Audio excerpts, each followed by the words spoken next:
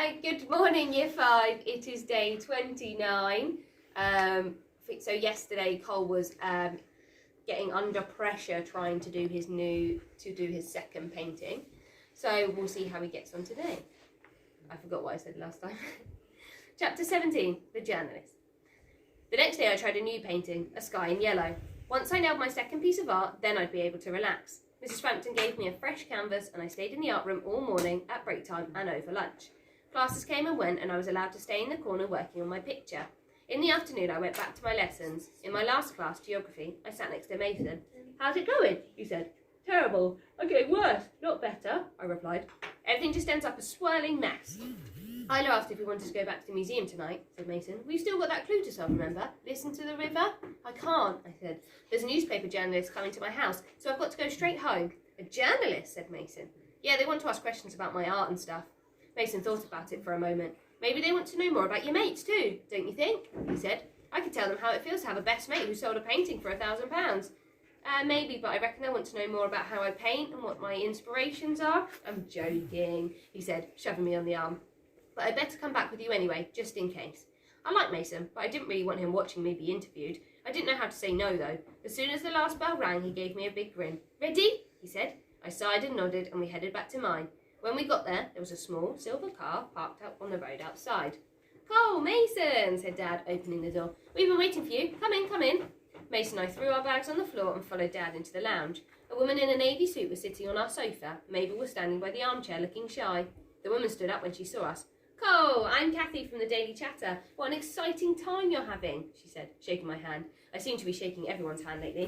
"Hello," I said. "I'm Mason, Cole's best friend," said Mason. He reached out to shake her hand, but she suddenly already turned away and sat down. "Well, this is exciting, isn't it?" said Dad, sitting in the armchair. Mabel climbed up on his lap and Mason stood by the TV. "Certainly is," said Kathy, taking a small notepad out of her bag. "What an incredible moment for your family." "I'm so sorry my wife couldn't join us," said Dad. "She works at the museum and she couldn't get away, unfortunately. They're closing down soon, so she's a bit snowed under at the moment." Kathy nodded and scribbled something down in her notebook. I took a peek at what she'd written. "Wife about to lose job." "That's no problem at all. It's mainly Cole I'd like to talk to," she said, looking up and turning to face me. "So, Cole, I'm going to ask you a few questions and record everything on my phone. Is that okay with everyone?" I shrugged, Dad nodded, and Mason said, "That's fine." I shot him a look and he pressed his lips together. It sounds like Mason's slightly more excited than Cole is. Kathy turned a page on her notepad and I could see a list of questions. She fiddled with her phone and then placed it on the sofa between us. It was recording. "Let's make a start. Have you always been interested in art, Cole?" said Mason. Mason immediately snorted. "I quite liked it in primary school," I said. "I remember doing finger painting and stencils and things like that. It was good fun." Mason did an exaggerated sniff and I glared at him. "And what did you think about Marika Luft? It must have been quite intimidating meeting one of the most iconic and famous artists this country has ever seen. Especially one as elusive as Marika. What's she really like?" Kathy's eyes twinkled. "She's all right, I guess," I said. She nodded at me, waiting for me to carry on, but I didn't have anything else to say. She looked back at her notes. Mabel twisted round on Dad's lap. "Mabel, have a biscuit," she said really loudly. "Not now, Mabel," whispered Dad. She stared at me and the journalist and then wriggled her way off Dad's lap and padded towards the kitchen. "So can you take me through what happened when Marika came into your art class the day you did the painting?" said Kathy. "What instructions did she give you?" I took a breath. "Well, she gave us all some art materials and told us we could paint what we wanted." Mason suddenly stood forward. "Yeah, remember she said we could paint the smell of coffee and all that weird stuff," he said, laughing. Kathy frowned at him. "And did inspiration hit you straight away, Cole? Or did it take time to really get into that creative zone?" Mason started giggling again. He was really beginning to get on my nerves. Have a little think if you've got a friend like Mason or if you've got a friend like Cole. Think about how they might feel about each other. "I guess it took a while," I said. "I didn't know what to do at first, and then I looked out of the window and there was a clatter from the kitchen and then Mabel began to cry. It sounded like she was trying to get to the cupboard with the biscuits. "I'm so sorry," said Dad, getting up. "I'll be just a second." Kathy gave Dad a sweet smile as he left and Mason quickly sat in the armchair. £1,000 is a lot of money. Have you had any thoughts about what you might spend it on?" asked Kathy. I opened my mouth, but Mason butted in again. "He's getting some new trainers, aren't you, Cole?" I glared at him. "Oh, that's nice," said Kathy. "Expensive trainers are the thing to have at your age, I believe." I shuffled in my seat. "Actually, we need to get the boiler repaired, so I think Mum and Dad are going to get that sorted. It keeps breaking down and—" "I see," said Kathy, leaning closer.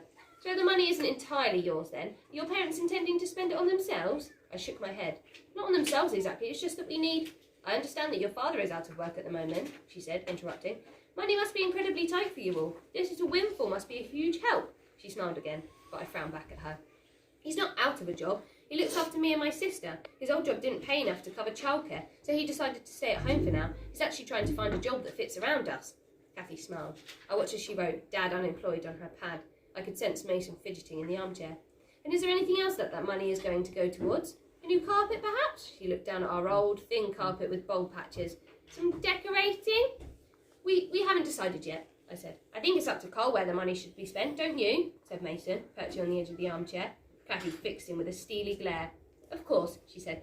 It's just that I'm sure most 12-year-olds wouldn't choose to spend the money on a new PlayStation or the latest phone, not a gas boiler. She turned back to me and her smile magically returned. I understand there is already a lot of interest in your next painting. Marika Loft's gallery have made a statement saying that they expect it to go for well over £1,000 at auction. How does it feel to know that you'll be getting another large sum of money? It must be quite exciting, I imagine, considering, she looked around our shabby front room, considering, you haven't got much. Mason huffed and stood up. Why do you keep asking him about the money? He said. Shouldn't you be talking about his art? I'm getting on to that next, she said, glaring at him. Cole, how about this next sum of money? Will you be spending it or your parents? Oh, I don't know. It depends how much there is, I guess. My mum is going to get me a bank account, and so the £1,000 isn't even in your bank account. I opened my mouth and closed it again. I didn't like her questions. She looked down at her notepad and ignored the fact that I hadn't answered. And how is the second painting coming along? She said. Any hints for our readers? What's it of? I felt myself turning red. I'm not sure yet. Kathy frowned. But isn't the sale in a couple of weeks? She said. You must be feeling immense pressure to produce something as good as, if not better than your first painting. I blinked and looked down at my knees as I thought about what to say. I suddenly remembered what Marika had said on the phone in Mr. Taylor's office. I'm letting the painting speak to me first, then I'll begin, I said. As soon as the words had left my mouth, I blushed. Mason spluttered out a large guffaw and put his hand over his mouth. I glared at him again, and then Dad came through the door with Mabel on his hip. She had a ginger biscuit in hand and a red bump just above her eyebrow. How are we getting on? Asked Dad with a smile. I think we're done, said Kathy, stopping the recording on her phone. Mabel wriggled out of Dad's arms and trotted over to Kathy, standing right in front of her. Mabel banged her head getting a biscuit, my sister said proudly. Kathy stared at her, not smiling. Undeterred, my sister went to the arm of the sofa and whacked it with the palm of her hand. Look, our sofa makes clouds, she said, as dust puffed into the air. I saw Kathy's eyes widen when she saw it. So it does, she said. She smiled and quickly wrote something down before putting her notebook into her bag. It wasn't the sofa was dirty, it was just old.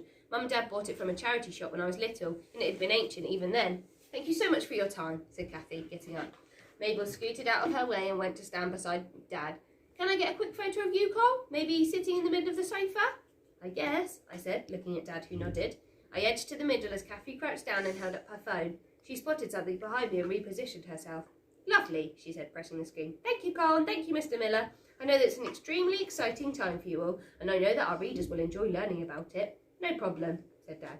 I'll get this written up and I'll make it tomorrow's paper, she said. That's wonderful, said Dad. Thank you for coming. He went into the hallway to show her out. When they'd gone, I got up to see what Kathy had been looking at before she took my picture. Right above me was a bare patch of wall. Dad said the whole room needed to be plastered and then decorated, but they never had the money to get it done.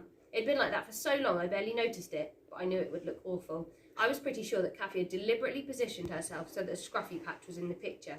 You all right? Said Mason, getting up. Yeah, why wouldn't I be? I snapped back. It's just that she kept asking you about the money you were getting, he said. She's a journalist. What else is she going to ask me? I said. Mason turned away. Okay, well, I'll see you tomorrow then, he said. I didn't answer him. As I looked around our worn-out room, I had a bad feeling about Kathy's newspaper article. A very bad feeling indeed. So what you might find is newspapers often, some newspapers print the truth and some newspapers don't. So potentially this is going to be someone that doesn't print what the readers want to see. The next chapter is about what goes into the newspaper, so I think I'll save that for tomorrow, actually. I look forward to seeing your work tomorrow. Some people have found this week's a little bit shorter, so don't worry if you're done today, just send it over to me. I look forward to reading it, and have a lovely weekend. I'll see you tomorrow. It's not the weekend tomorrow, but I'll see you tomorrow. Then I'll say have a lovely weekend. It's one of those days. Bye.